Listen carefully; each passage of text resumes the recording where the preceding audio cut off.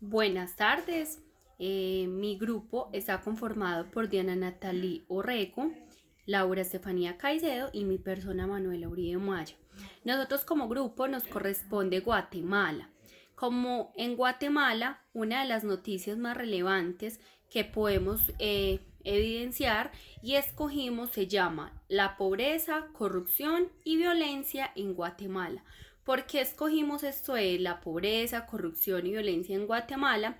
Es lo que más se evidencia allá en este país, que vemos mucha pobreza, se ve a causa de la pobreza, corrección, y a causa de estos dos factores de pobreza, corrupción, se puede llevar a un índice de violencia, ¿cierto? Entonces, también algunos expertos hacían un resumen que en Guatemala se tuvo que llegar a una emergencia humanitaria, ¿cierto? Como tal, también es el país más rico con la reserva de petróleo, pero todos los guatemalos no se salvan, hay pobreza, ¿cierto? Todos son pobres a causa de la corrupción. El 50% de la población es afectada por el flagelo y el 22% vive en condiciones extremas de pobreza, ¿cierto? ¿Por qué? Porque allí hay unos actores, uno principalmente involucrado, que cuál es, se llama Alejandro, que es el alcalde actual de Guatemala. Este señor, más que todo, es una persona que va siempre por la avaricia. Entonces, ¿por qué?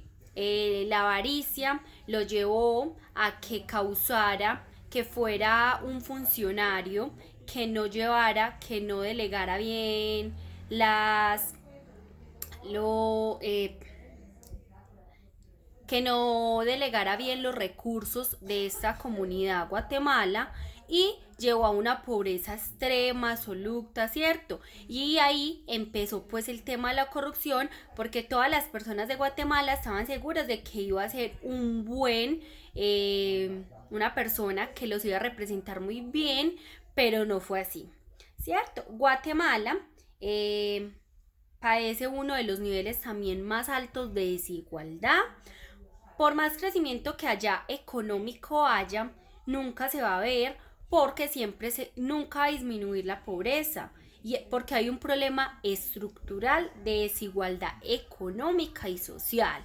¿Por qué económica? Porque no hay buenos recursos, no los han sabido manejar, no los han sabido trabajar. Este señor Alejandro ha ayudado a que vayan a una pobreza gigante.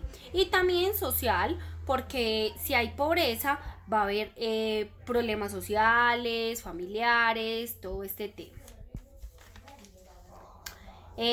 La desigualdad ya en Guatemala no va tanto en lo de ser rico, en ser pobre, sino que va en los recursos que tengan las personas. Las personas más bajas en recursos, ellas las afecta la salud,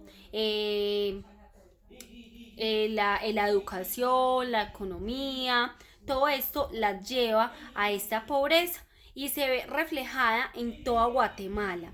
Y también si hay pobreza, si hay desigualdad, esto nos lleva a que haya una violencia. Se puede observar en las diapositivas un mapa de violencia, de cifras de violencia que ha habido en Guatemala, ya que estos dos la llevan a causar violencia porque no hay educación, la educación es muy poca, no garantizan que los estudiantes, que los niños, que los adolescentes estudien y vayan a enfrentarse a un mundo laboral. Entonces ahí es donde ellos empiezan a meterse en otro tipo de negocios y vienen a este tipo de violencias. Y también hay efectos sociales. Como bien sabemos, si hay una pobreza, si hay una desigualdad, ¿por qué se repite tanto? Porque es lo que más incide allí en Guatemala. Los efectos sociales son también a causa de todas estas cositas va padeciendo los efectos sociales entre comunidad. Allí llegaron a unos acuerdos de paz donde se hablaba que iban a trabajar por el país de Guatemala, que iban a ayudar a que subiera la cifra de pobreza, no que bajara, que bajara, no que subiera, pero hasta el momento se sigue viendo reflejado este tipo de noticias. A nosotros como grupo, ¿qué nos llevó a pensar? Nosotros en ocasiones somos personas que no tenemos igualdad por el otro.